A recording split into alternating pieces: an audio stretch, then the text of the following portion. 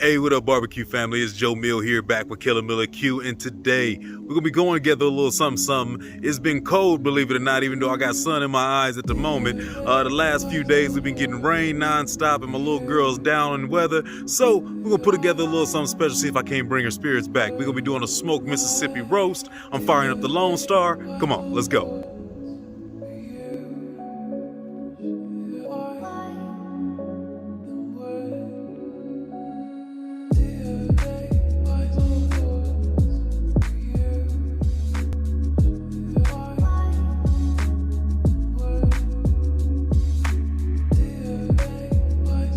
Okay, so you got a chance to see it firsthand.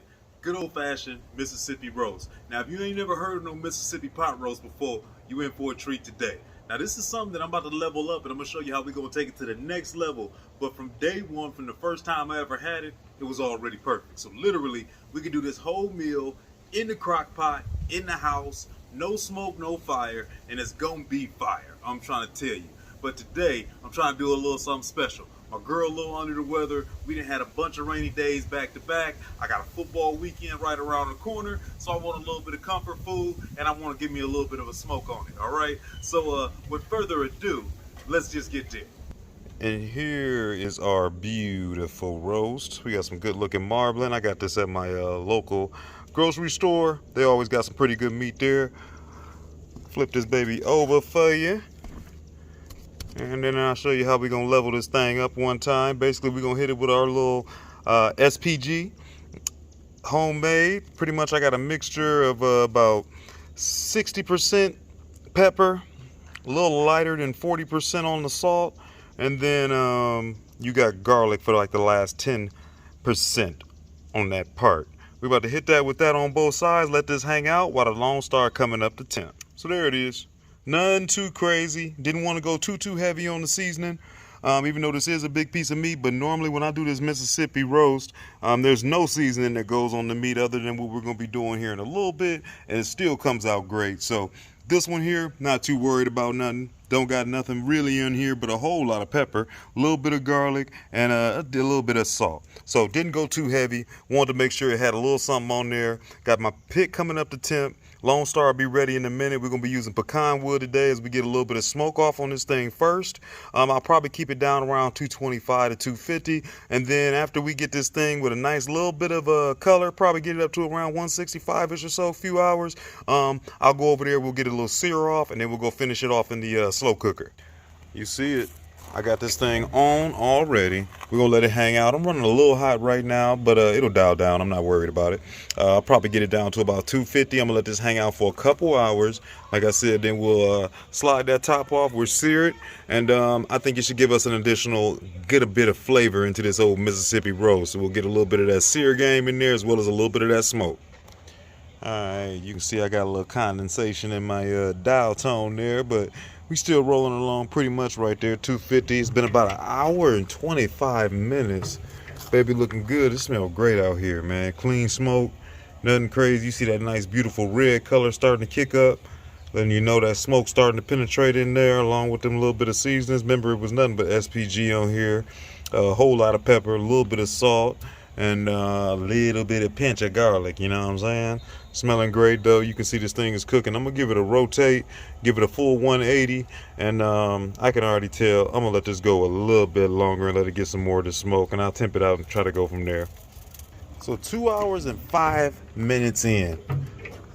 Look at that color. Smelling amazing. I'm not putting no more wood in this thing, so I know I'm good to go. But I don't want to overly like cook this thing over here. That wasn't the idea.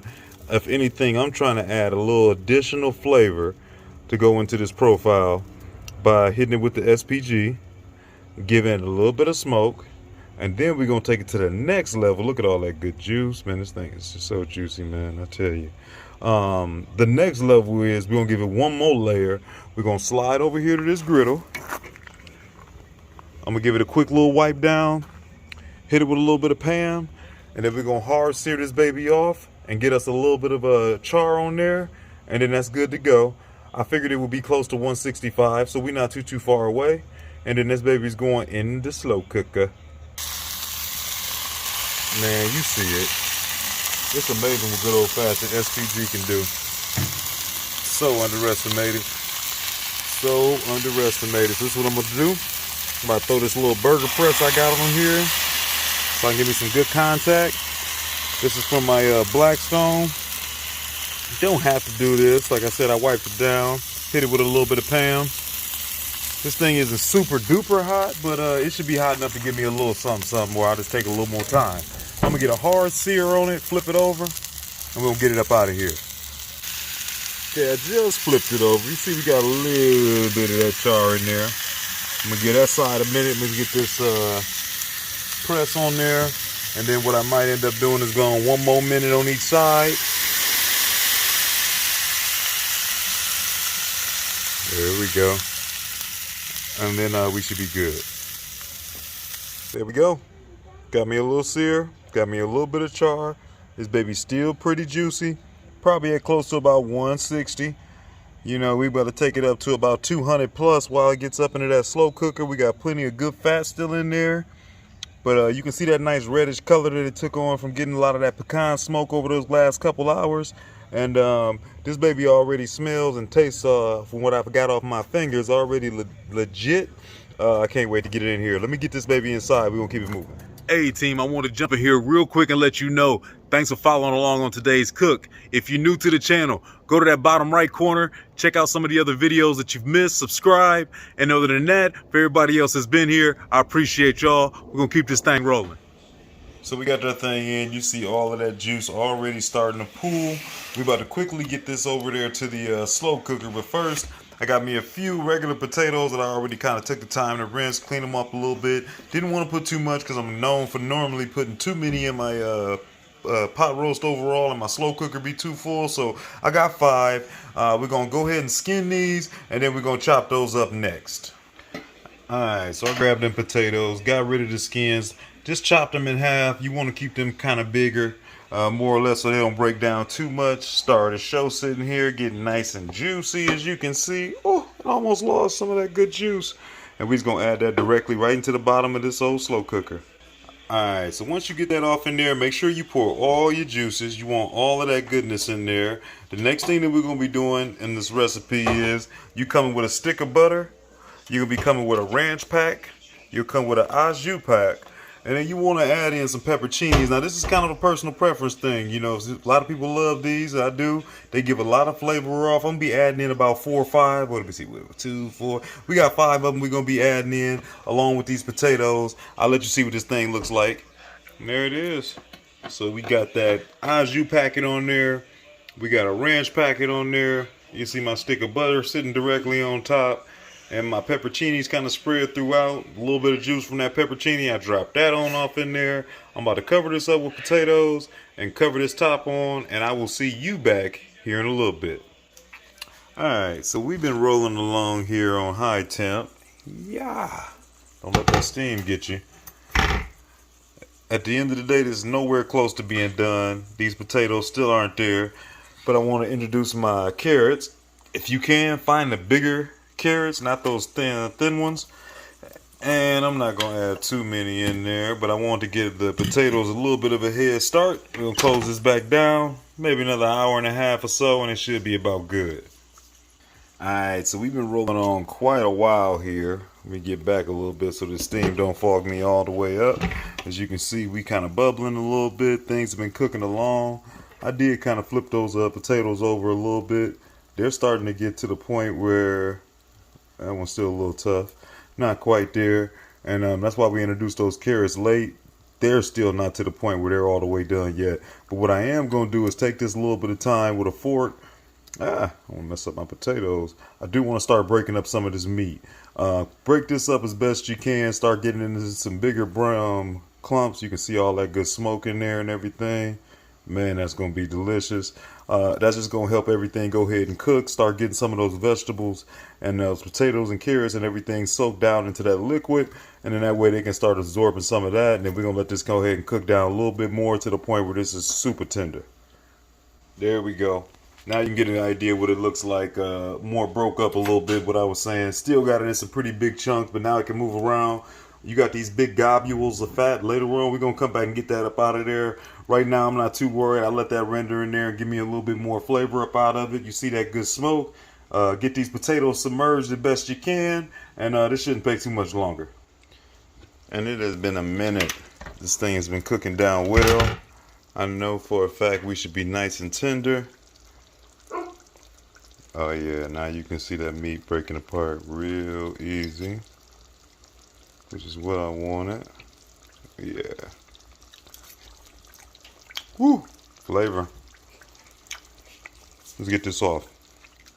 Here we go on the finisher. It's got me a little bowl to the side. I'm sure you probably could have added some kind of flour or cornstarch to thicken that sauce up if you wanted to, or that au jus. For me, it's good to go as is. You can see that good smoke in there and everything on that meat. My potatoes aren't overly done, so they got a little bit left in them, as well as the carrots, which is just like I like it. Let me get a quick taste of some of that goodness. Look at all that smoke.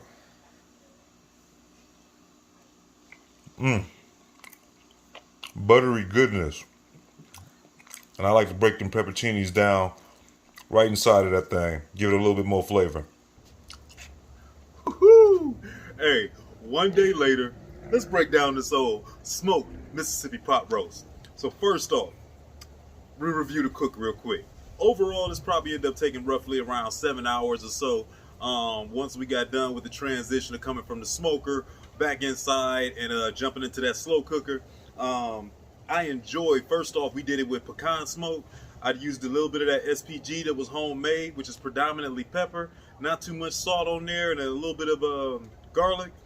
Got a good looking color on there. Got a couple hours of smoke. Then I took it right over there to the griddle, seared it, and got a nice sear on all the way around.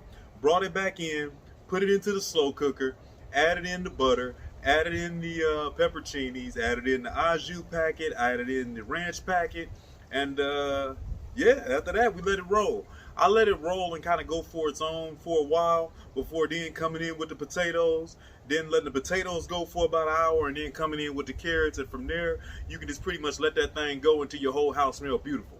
You want to get it to the point where that meat is completely pulled tender and it's tearing all apart. I broke it up once it got partial of the way there, and got a chance to kind of move everything around within that juice and let those potatoes and everything get a little bit more of that moisture. And from there, it went ahead and fell the rest of the way apart, and it was great. I didn't season those potatoes. I remember I was thinking, should I go ahead and season these vegetables or not? And I really didn't want to. I'm glad I didn't, since I had already put the additional salt on there by using the SPG on the actual meat. It was completely great as far as the flavor that I had on everything. Once everything got submerged into that liquid, no complaints here, man. It was exactly like I wanted it to be. So adding on that level up, which was taking it out there to the smoker, because we could have did this inside, but taking it out there to the smoker, getting that smoke on, getting that sear on there, let me tell you, that made a big difference. I don't want to say good and bad, but it was definitely different than my normal. I always loved this Mississippi pot roast. It's been a staple ever since I found it years ago. I threw away all my little cookbooks and the way I was making pot roast, and it's the easiest way to come out to a great flavor, and everything came out perfect. But adding that extra layer of smoke on there, one of the first things when I taste this pot roast is I taste that layer of smoke, and you can see that smoke ring in here on that meat. The other thing, you can also taste that little bit of char that you got from that sear.